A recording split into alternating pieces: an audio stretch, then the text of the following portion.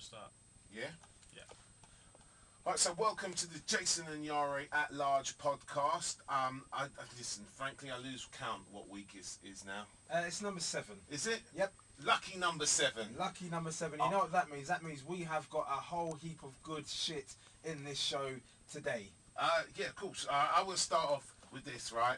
Guy, who's a farmer in Carolina, in the good old US of A, yeah, got his arm pulled into a machine that kind of basically strips corn off the cob. Yes. Okay? Got his arm stuck in that machine. Yes. Got his arm stuck in that machine, and basically the machine then caught fire. Wicked. Alright, so not exactly a lucky day for him. No. What he did is that he cut his own arm with a penknife in order to save the rest of his alright? Which is pretty darn tough. Can you imagine, right? So, I mean, alright, listen, carrying knives are wrong. That's one thing we know.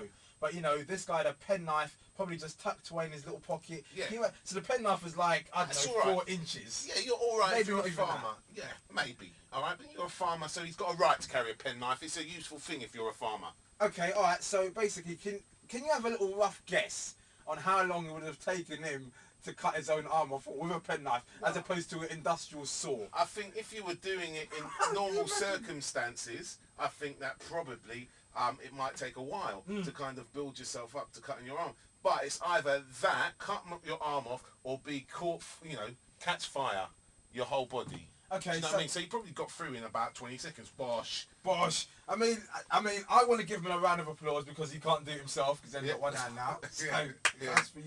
He can slap his leg or something. Yeah, but he can't clap 2 hands together, can he? No, fair enough. And I'm not being, do you know what I mean, facetious. You know, or whatever you want to call it. I'm not being that. It's quite obvious if he's cut his arm off, he can't do that. Alright, you think that's funny, don't you? That's so wrong. I'm not. I'm just saying. I want to ask you, more importantly, what's the toughest thing? Bearing in mind that guy just hacked off his own arm with a penknife. Yes. So what's the toughest thing you've ever done? The toughest, I mean, the most toughest, manly, tough, hard, because that's a tough guy. Okay. You cut off your own arm. Do you want to know? Not particularly, but go ahead. Okay. I've watched the baby being delivered. That's not tough. It is for a man. What are you talking about? Loads of men faint at that stage. What? I was there watching. Yeah, watching, were you? I was just there. If you'd said I'd given birth to a baby, I would have said that would have impressed me. I watched someone else give birth. Okay. That's the toughest thing you can think of that you've ever done. Okay, I've done something else. What's tougher than that? I've changed the wheel on the M25 at, it must have been about 4 in the morning on my own. So at that stage, I thought, let alone have my arm cut off, I thought I was going to get killed on the M25. Do you know what I mean? Man. I thought you was going to say, I jumped out of an aeroplane, right? And then I've done that as well. Yeah, then you... I had a parachute, so that's not tough. Yeah, but 30,000 feet, just taking the jump, even if you have got the parachute, that's quite tough. All right, maybe not as tough as hacking your own arm off with a penknife, but certainly tougher than changing a spare wheel.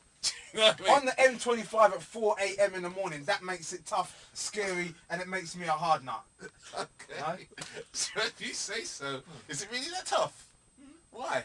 Just because there's fear. Do you know what I mean? Imagine you're on the M25, dead of night, cars going driver's side wheel. Yeah, drivers. Plus, you've got some murderers just hanging around on the M25 trying to catch this young black guy on his own and kill me. Do you know what I mean?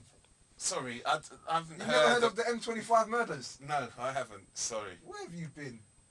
Obviously not on the M25. Lucky for you, my friend. Alright, now listen, this geezer, alright,